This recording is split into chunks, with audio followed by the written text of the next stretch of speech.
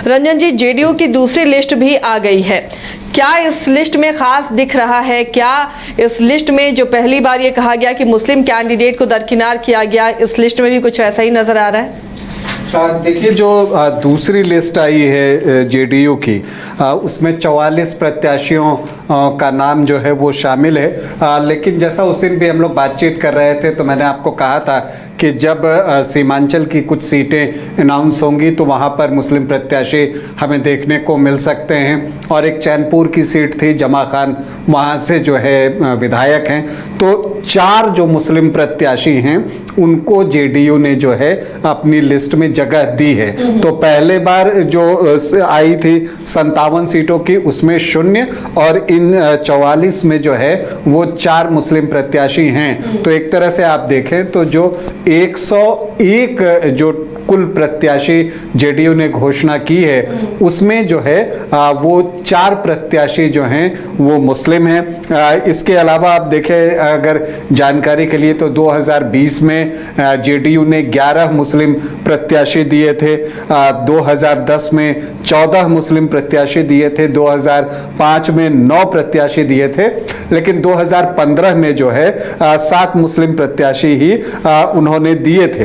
तो अगर आप देखिए कि जो जिन सीटों पर मुस्लिम प्रत्याशी जेडीयू ने दिए हैं उनमें चैनपुर है, अररिया है, जोकीहाट है और आमौर है। चैनपुर से जमा खान है, अररिया से शगुफ्ता अजीम है, जोकीहाट से मंजर आलम है और आमौर से सबा जफर हैं। तो ये 4 मुस्लिम प्रत्याशी जो हैं वो जेडीयू ने दिए हैं, लेकिन उनकी संख्या कम दिख रही है पिछले बार से। तो अगर आप देखें तो 7 कम है पिछली बार से। इसके अलावा जब आप एनडीए की ही लिस्ट को देखिए तो एक जो अभी लेटेस्ट लिस्ट आई है एलजेपी की, उसमें भी बहादुरगंज से मोहम्मद कलीमुद्दीन का जो है वो नाम दिख रहा है। तो पूरे एनडीए को अगर आप देखिए 5 मुस्लिम प्रत्याशी जो हैं वो दिख रहे हैं। तो यहाँ पर जो है जो 5 प्रत्याशी हैं वो ऐसी सीटें होंगी जहां पर उनके बिना काम नहीं चलेगा। देखिए, वो सीमांचल की सीटें हैं, वहां पर मुस्लिम वोटर्स की संख्या ज्यादा है, इसलिए जो है वहां पर आपको कई सीटों पर मुस्लिम प्रत्याशी देना पड़ता है। और इसके अलावा एक चैनपुर की सीट है जहां जमा खान चुनाव लड़ रहे हैं, वो एक इस तरह की सीट है जहां कई बार दूसरे प्रत्याशी भी दिए जाते हैं, लेकिन जमा खान चूंकि एकमात्र मुस्लिम मंत्री जो है नीतीश सरकार में वही थे, तो उनको जो है इस सीट में जगह, इस सूची में जगह दी गई है। लेकिन देखिए, इसके पीछे वजह भी है। पिछली बार जो 11 प्रत्याशी जेडीयू ने दिए थे, हम सिर्फ जेडीयू की चर्चा कर रहे हैं, उसमें से एक भी चुनाव नहीं जीत पाया था। मतलब कि ऐसा लगता है इन पार्टियों को कि मुस्लिम वोटर्स ने उनको वोट नहीं किया, क्योंकि देखिए 2020 में कांटी से मोहम्मद जमाल थे जेडीयू के प्रत्याशी, उनको सिर्फ 13% वोट आए थे।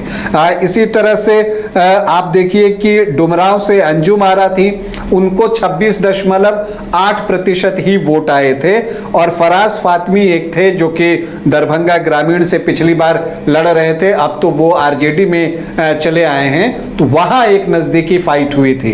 तो ऐसा मुझे लगता है कि एनडीए की पार्टियों को, जो घटक दल हैं, उनको एहसास हुआ कि मुस्लिम वोटों का उतना हिस्सा उनकी तरफ नहीं आ रहा है। तो ऐसे में अगर वो दूसरी जाति से कैंडिडेट बनाते हैं तो उस जाति के वोट उनको मिल सकते हैं। तो ये सियासी मुनाफे की बात है। ये दिख रहा है एनडीए को कि अगर हम सामान्य जाति या फिर जो ओबीसी ईबीसी से प्रत्याशी देते हैं तो समीकरण को बेहतर तरीके से साधा जा सकता है, क्योंकि वो वोट कन्वर्ट हो रहा है।